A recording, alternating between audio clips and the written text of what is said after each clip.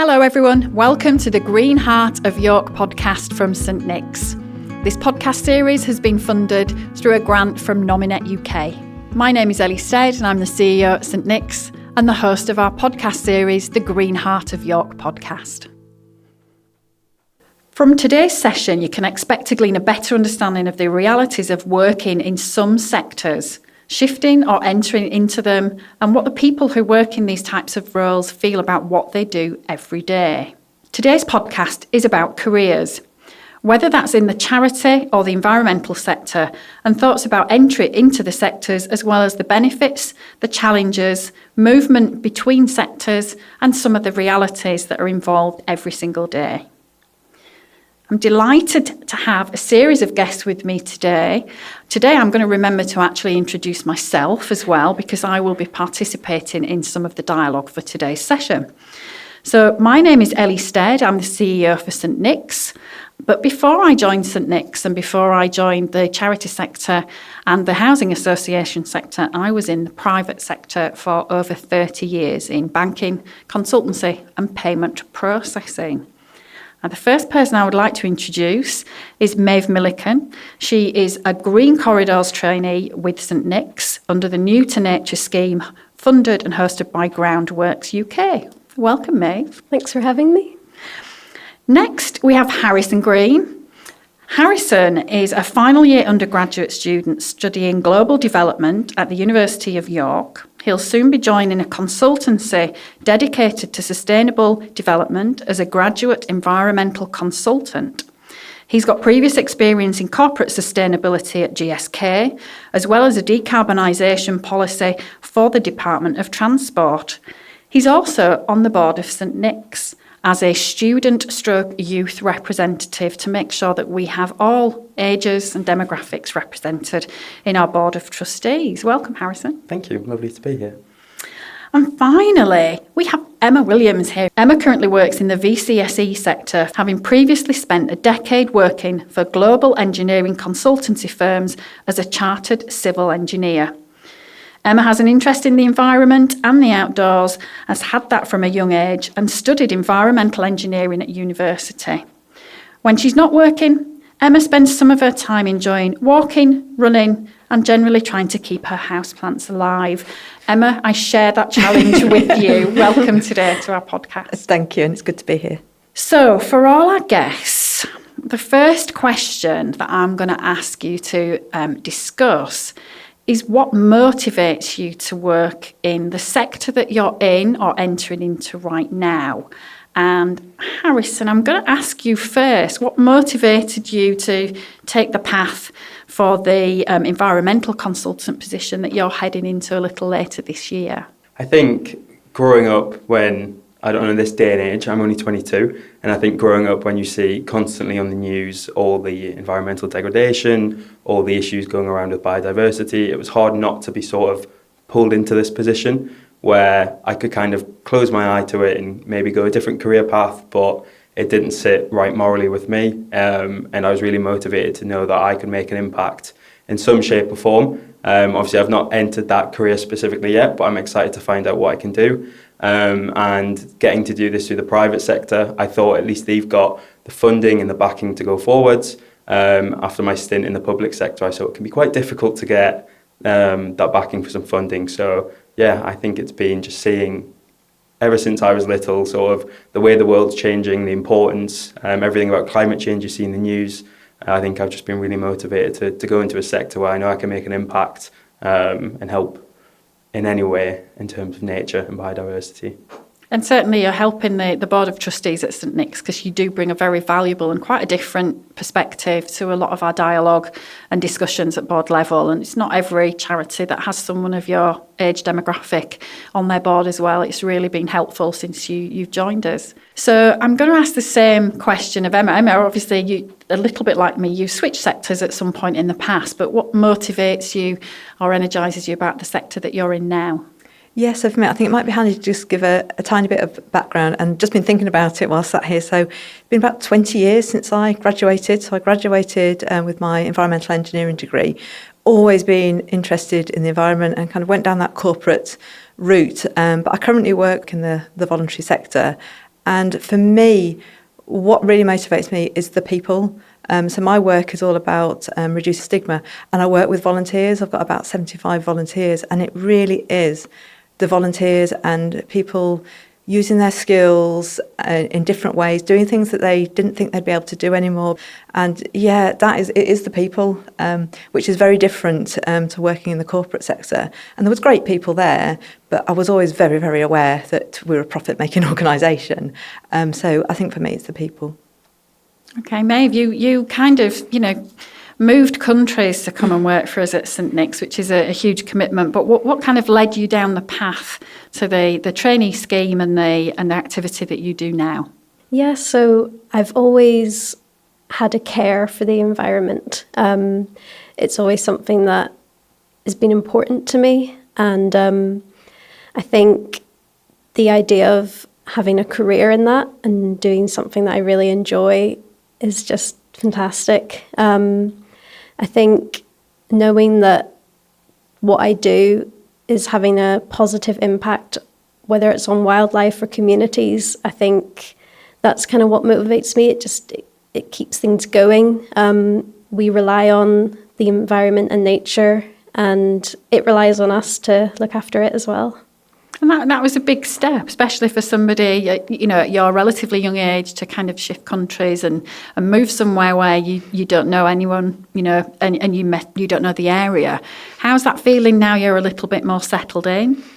Feels great. On a personal level, I've always wanted to just move somewhere different. I'm very lucky to have grown up in Northern Ireland. It's a great country, but I think in the rest of the UK, there's just a bit more opportunity. So in Northern Ireland, there's about 5 RSPB reserves, and that's more than 10 times the amount in England alone.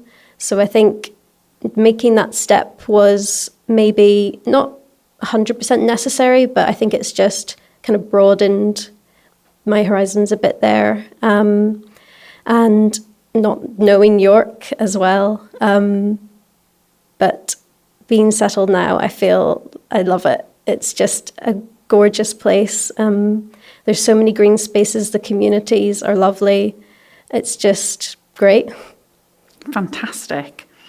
So for me, in terms of what motivates me to work in the sector, Emma, it's very similar to yourself. So I worked for just over 30 years in private sector, and I became somewhat disillusioned that it was more about the pursuit of profit, ultimately, than it was about the people. And for me, I've done lots of things outside of my professional career that have been about communities and things in my local area.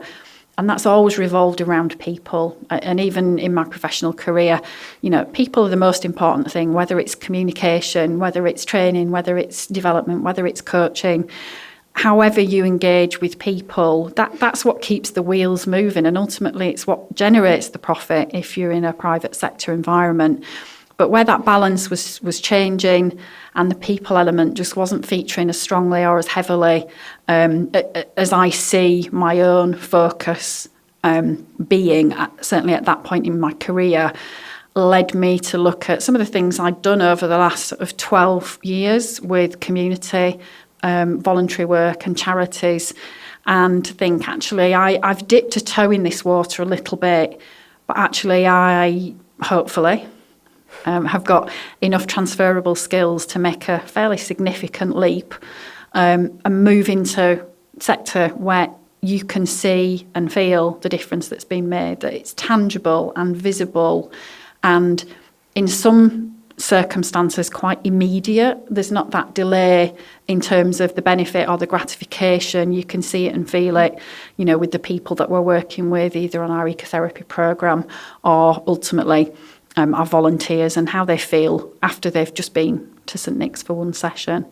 I'm also a non-exec director of a housing association, so again, although that's on a bigger scale, it's still about social purpose, and it's about making sure people have got homes to go to and to live in that they're proud of. So that's a little bit about kind of how everybody feels and what motivates them to work in this sector. But let's talk about some of the harsher realities about perhaps some of the challenges, which I imagine are going to be quite different across this group. So Maeve, I'm going to ask you first, what are the challenges that you've experienced in the work that you've done so far in this sector? What's really challenging for you on a day-to-day basis, or that you've come across so far? I think for me, it would be learning a whole range of new practical skills. It's a lot of physical work, and as someone who's maybe not got the biggest build or is the strongest person, I definitely find that a challenge. But I give it my all anyway, and I still love it. I think just, getting used to being outside quite a lot as well. I think in terms of challenges getting into the sector would be getting that first step in, because so much of what you do, you need experience. And when you haven't got that experience, it's hard to get your foot in to begin with. One of the challenges, I think, getting into this sector is that it relies a lot on funding. Your job might not always be stable, and a lot of the time it might only be like a 2 to 3 year contract. So knowing that you haven't quite got that stability is a bit of, a worry. And then I think that also many jobs in the sector are like part-time. So it's trying to find that sort of economic stability as well. You might need more than just a 2-3 day job. You're right, though. I've noticed that as a really significant difference between private and third sector. One of the hardest challenges for me is the significant variation on the days of the week and the hours that people work.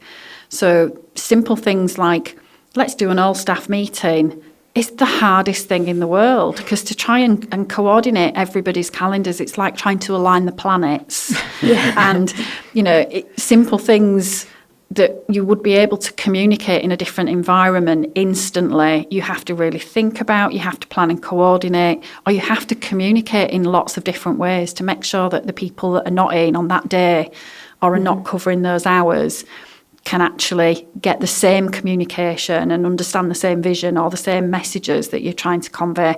I found that really, really difficult, because that, although I've communicated a lot, I've clearly done it in a certain way in the past, and I've had to really adapt my communication to be far more mindful and get far less stressed about the fact I cannot do it instantly. I've got to plan it and coordinate to make sure that nobody's left out of those comms. Emma, how about you? What kind of, the challenges that you see in this sector that are perhaps different from the ones that you've been in before? Yeah, so similar to comments already made with regards to contract length, and in fact 2 to 3 years sounds quite long for the sector. It can be 6 months, going to 12 months. So that is definitely a challenge. I think for me, because I've always volunteered myself since I was about 13, but working with volunteers and being the staff member managing volunteers, well, volunteers aren't contractually obliged to do anything. So when you talk about Ellie, staff meetings, getting people in the same place at the same time, well, volunteers have very different lives. So that has been a huge, huge challenge. And in my project and with some of the people that you work with, people with complex lives, lots of things going on. So that can be really difficult. One thing that I did want to touch on is other people's opinion of the sector. So back in the day when I was a chartered civil engineer, people that got respect and kudos, and people are like, that's a good job. But interestingly, I find the voluntary and charity sector, often I find with colleagues, we are highly educated, highly skilled, very, very qualified. The salaries are appallingly low and don't reflect and value that. But equally, I do think other professions who may be not used to working with the voluntary and charity sector have that view of us that we're almost like second-class citizens. It's really strange. So I find that quite challenging, especially with partnership working, particularly with securing funding and longer-term contracts. Yeah, I do find that quite a challenge, is getting across what we do, how responsive we are, the value that we add. Some people are great at getting that and some people aren't. So, yeah. I've certainly noticed that in a couple of different ways. One is people from the outside looking in and making judgments about the sector and the people that work within them.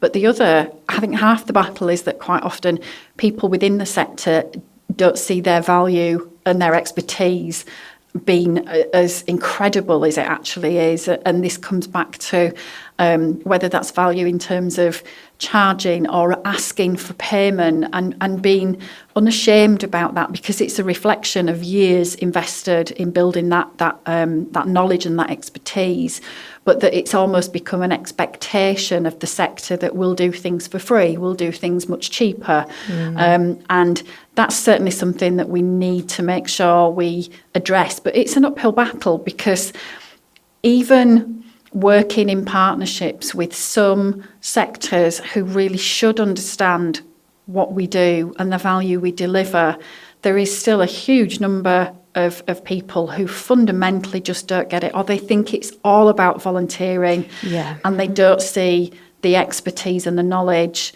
and incredible people that have had either careers in the sector for a long time or have switched sectors, and the value that they're bringing and the impact that they're making on a day-to-day basis.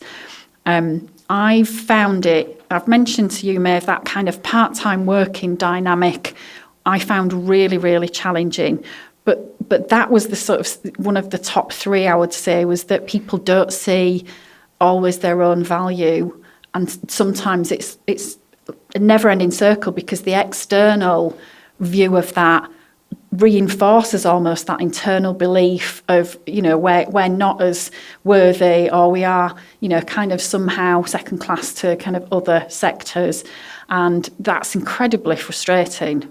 And you're right, the sector, although there's a vast range of salaries in there from the very large charities that have got, a very different funding landscape to the smaller ones, that funding challenge, Maeve, that you mentioned, is probably the single biggest pressure as a CEO that I have, because although I'm accountable to the charity and the Board of Trustees, every single person's livelihood is down to our effectiveness in securing grants and securing funding. And kind of overnight, I went from working for a multi-billion-pound company that had departments to help me with everything, finance, legal, HR, and I was now all of that. But it's like becoming self-employed and being responsible for all the people that are working for you to make sure that they still have a job at the end of that funding period, or when that project comes to an end. Emma, I think you've got another thought to share. I was just going to say as well about the multi-skills. Oh, it's amazing what comes under our job description, isn't it? Because going from, and I can absolutely relate, from a huge team, 1,000 people in the office where I used to work, I am the paid member of staff for my project, and I do everything. Social media, I've got no training in that, and lots of learning on the job. And I think it's a good job that we are also intelligent, flexible, committed, versatile, because we just when you were saying at the start, Ellie, about transferable skills, absolutely, we are so multi-skilled, it's unbelievable. And I think I'd really like that to get that across to the listeners. We are very, very multi-skilled in this sector. How about you, Harrison? Any thoughts on this in terms of your journey so far? Yeah, I think a big thing that I've struggled with is just taking that leap of faith into an unknown. I was the first in my family to go to university, and then I was the first cohort of my university course, so there was no sort of career prospects told to you from what you do. And global development sounds interesting, but not many people know what that actually entails. So it was a bit of an unknown going into that, and then I think it was quite challenging not being able to see what directions you can go into from there. And then it was a leap of faith. I moved to London for a year to do a placement at JSK. That opens your eyes massively into a whole world you knew nothing about, the corporate space. And I think some of the challenges as well is just, like you guys have mentioned earlier, is I want to be able to get a balance between feeling like I can have an impact on the environment. I don't want to get lost in, like you say, the money and the funding that can be had in the private sector. And I think a big concern that I have is like you've said, the impact that you can have on people and the social value. And I think it's just a massive unknown, not really knowing what direction you can go in, but hearing stories from yourselves, it seems like no matter what direction you start in, it's going to be a good one. Because if you do end up, like you say, leading a charity, you need all of this previous experience to create you so versatile, like you've said. So I feel like any direction you take that leap of faith in is going to give you some really good results no matter what you do. And I think it's just kind of giving yourself that backing to know that no matter what you're doing, you're probably heading in the right direction in this sector. So I'm going to ask now, and again, some of us have got longer to reflect on this from a career point of view than others, but what would you say your biggest personal learning is in your career journey sector so far? Maeve, I'm going to ask you first. I think from being a new to nature trainee, I've had about 8 months now. I think I've just realised that I'm much more capable than I first thought. The amount of skills that I've got to practice over and over is just endless. I've done a lot of like summer tasks like pulling up Himalayan balsam, seed sowing. We've just spent the winter months felling trees, all kinds of work like that. I'm learning so much, and I'm realizing that I am able to do this, coming from not really that much experience. I'm lucky enough to have gotten a job after only maybe a year's worth of volunteering. And I think, it's just quite nice to realize that I can do more than I first thought.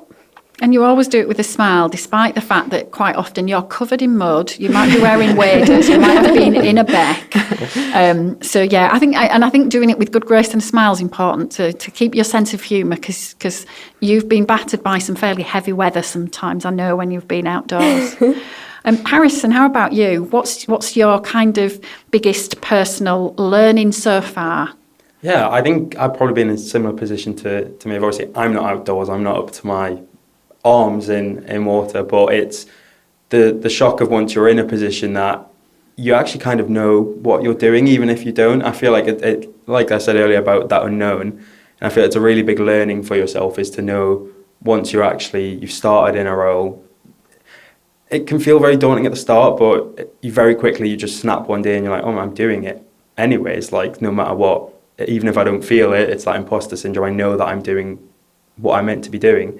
And I think, that's been a massive learning. And then I think sort of separate to the charity sector, but when I was doing my placements in different places, I thought I'd hate data. Data is becoming a massive thing everywhere in the world. And wasn't a fan of it when I had to do data at uni. And I thought, wow, this isn't going to be what I like. But I found out the importance of the people skills and the storytelling side of how you convey data, and even just, like I said, the storytelling of how you progress what you're thinking is actually just as important as doing all that prior research itself.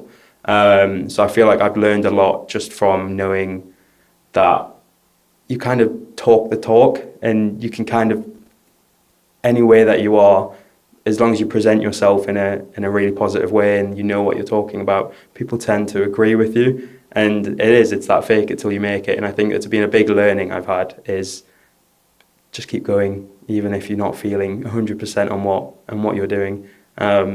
Especially, I think, like joining the board of St. Nick's was a big step. Like you say, there's not many young people in a position like that, and I'm very thankful. But it also means I'm sat around a table of a lot of people that are older than me, a lot more experienced, and it can be a little bit daunting. But then you just kind of settle in. You're like, well, I'm here now. Let's just go with it.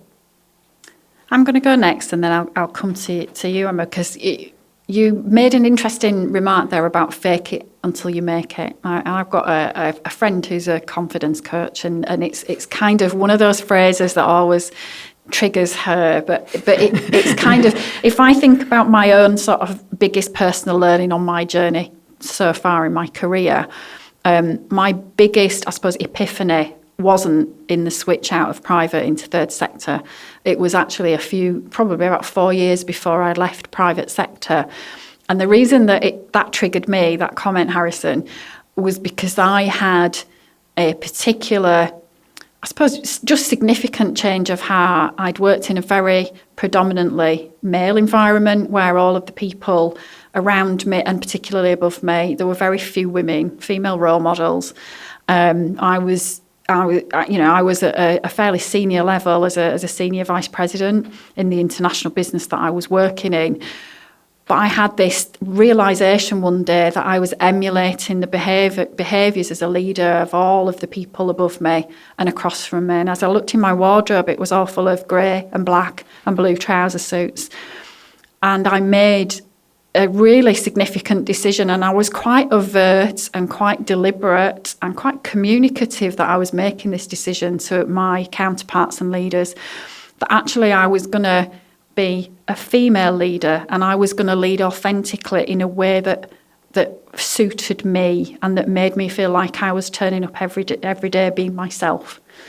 So the trouser suits, over time dissipated and colour came in, but actually I was quite unapologetic about that, and that made a huge difference to how I felt about myself as a leader of people. And in actual fact, it tied in with the same year that I started a women's network in the company that I was working in, and helped some other women go to international networking conferences specifically designed for women to help their confidence and to stop them from faking it until you make it. Because I think that's fine on a short-term basis, but where it becomes habitual and where it becomes actually what you're doing every day and you're wearing a mask and you're not really being your authentic self, some people do try to keep personal, professional quite separate, quite distinct and different. I actually just want to be pretty much myself wherever I am, whatever I'm doing. So that was my biggest sort of personal learning, was come to work and just be yourself every day. Emma, how about you? What's been your biggest sort of personal learning so far through your career? I think for me, and it does link slightly, or quite a bit actually, with what you were just saying about vulnerability and authenticity. I was going to say I've learnt it's so important how we treat ourselves and how we treat other people. I was brought up with education is everything, career path is everything, you've got to get professional qualifications. I didn't stop and think about what I wanted for myself. And actually, I think how we feel is so important. And I didn't think about that with work and career.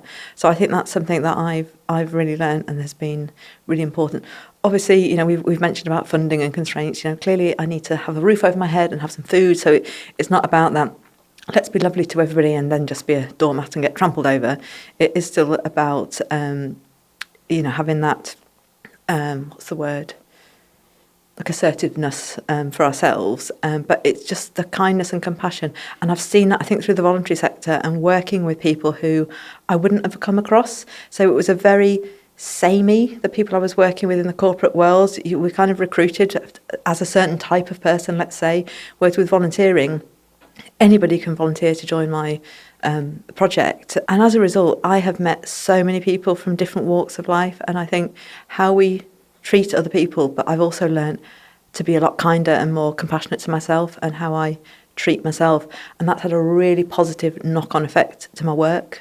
So yeah, I'd say that. I love that. That's a really, I think that's a lesson for life the whole way through, career or otherwise. I think we are constantly too hard on ourselves, and to be frank, as women, I feel sometimes we are even harder on ourselves than we should be. So I think that's really, really good advice. And it kind of ties into the next question. Is for anybody thinking of coming into a charity sector or an environmental role, what's the one piece of advice that you would give them? So Emma, I'll let you have a think about whether actually is that the piece of advice you'd give them, or would it be something else? And Harrison, I'm going to ask you first. So from your experience so far, what would be the one piece of advice you'd give somebody? That's a very good question. I think it's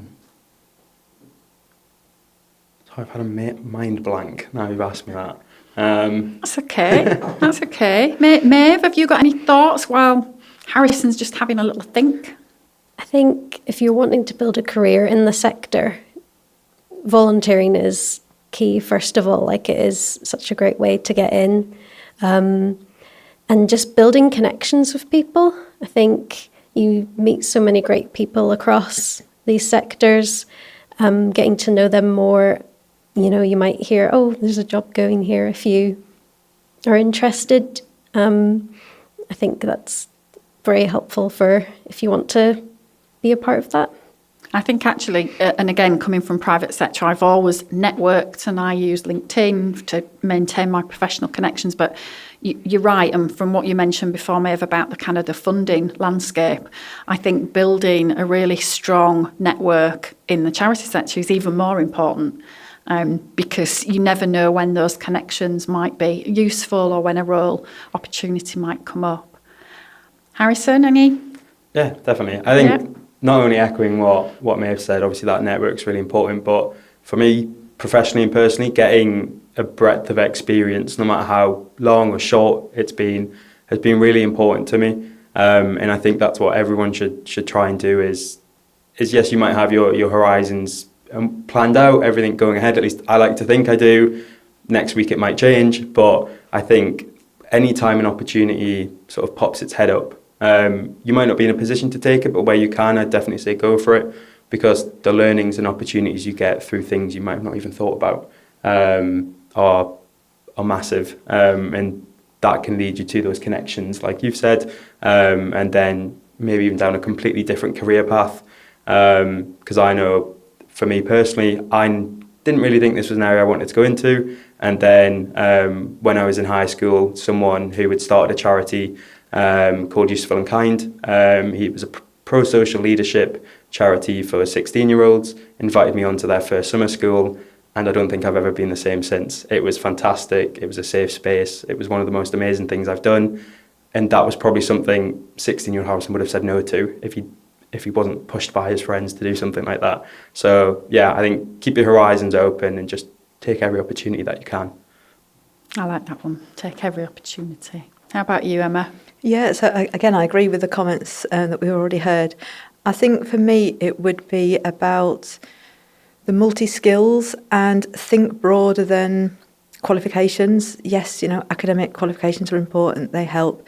But these days we have got access to a lot of information. We have got access, we've got libraries, we've got the internet, we've got YouTube. But I would say about picking and choosing some of those reputable channels and sources of information and learning more broader around whether it's the voluntary sector in general or whether it's the environment sector, and thinking about other skills. So when I get asked by people, sometimes younger people, I don't know why, will say to me, what are the skills you've wished you learned? And for me, the skills I'm really glad that I learned, there's two of them. One might not go quite so well with the environment, but one is that I can drive. So driving for me, I'm so glad that I learned to drive at a young age. And the second one, funny enough, is touch typing. We live in a digital world where we communicate a lot by electronic letters, whether that's email, text, etc. That has saved a lot of time and energy. And I just did that as a student one summer, back in the day when it was a CD-ROM that went to your computer, and spent, I don't know, £10 on that or whatever it was. So we don't have to spend thousands and thousands and thousands of pounds on professional qualifications. So I would say, if there is a particular journal you want to read or books, see if your library can get it for you, see if you can subscribe. Sometimes you get free access online, or maybe it is just a small amount. I suppose one way to wrap it up would be continual personal development and learning. That for me has been so important throughout my career. I love learning, so I am interested in it. And I would say as well, am I allowed more than one? Yes, absolutely. I would say have a diversity of interests. I never thought, having done environmental engineering, I would get into mental health. But for me, I think it's really important that our life isn't all consumed by the one thing. We may think our career is the most important thing in the world. Obviously, we need to, pay the bills. But I would say have some other interests which are nothing to do with that. So you may well be totally obsessed with the environment, but I would say, get something else as well that completely takes your mind off that, especially with our sectors. It goes up and down, doesn't it? Sometimes it's nice to have a break from what we're doing. So yeah, that's mine. It does. And actually mine is it's kind of combination of yours, Emma, yours, Harrison. So you mentioned about digital accessibility in terms of the amount of data and information that's out there. And I would say, certainly for anybody that's making, or starting to think about this sector that I'm in, this role that I'm in, this is not fueling my soul. It's not making me want to get up and come to work every day. It may have been doing that for them in the past, but, people change over time. And actually, do your research. If you're going to think about different sectors, look at the organisations that have similar values to you. Look at the sectors where what that sector is doing, delivering the impact, the change it's making, actually feels like it sparks something in you. But do your research, because shifting sectors and trying to convince somebody else that, yes, you've got transferable skills, but actually you've got a fundamental understanding of some of the moving parts of that sector, I would say is really, really important. But the other thing, Harrison, to what you said around seizing or taking the opportunities is, if you really want it, be prepared to take that leap of faith. And sometimes that leap of faith can be huge because, Emma, as you've said, you've still got to pay the bills. You've still got to put food on the table. But actually, sometimes that's the only way you can move forward, is to take that leap, take that chance, and do your homework, do your research. Make sure you know what you're letting yourself in for. Go volunteer, as Maeve said. Go find people in that sector and ask to have a chat with them. Before I became a non-exec director, I was very fortunate to be able to have a couple of women that I connected with, and I said, I'm interested in looking and exploring this. Could I have a chat with you? You've clearly got experience at this. And they were generous with their time and with their advice, and that was so incredibly useful for me. But again, it's about just being prepared to ask. Most people will happily share insight. So inform yourself, do your research, make some connections, ask some questions, go into it with your eyes open, but ultimately take the leap. Because certainly for me, it's been one of the best things I've ever done throughout my whole career. And I would encourage anyone who's just feeling a bit jaded or like they're not enjoying their work every day, if you can't take that leap of faith right now, go do some volunteering, get engaged in something slightly different, have a look at what's going on in your local community. And if you're not sure what that is, have a look at the local charities in your area. They'll all be able to give you some advice or point you in the direction of what might work for you. So I'm going to call a close now. I'm going to thank my fabulous guests again for coming in and contributing their time and energy and thoughts to today's podcast. Thank you, everybody. Massive thank you to everybody that's listening, watching and reading this episode of the podcast, and a huge thank you to our great guests for another fantastic episode. For more information, be sure to check out our website at stnics.org.uk and check out our social media on Facebook, X, Instagram and LinkedIn. Don't forget to check the socials and websites of all of our guest organisations too, where you'll find even more information that's been discussed on our podcast series. That's it for another episode of the Green Heart of York podcast from St Nick's. Thanks for watching, reading, listening. Do come back and see us next time for the next episode, or take a look back at our previous episodes.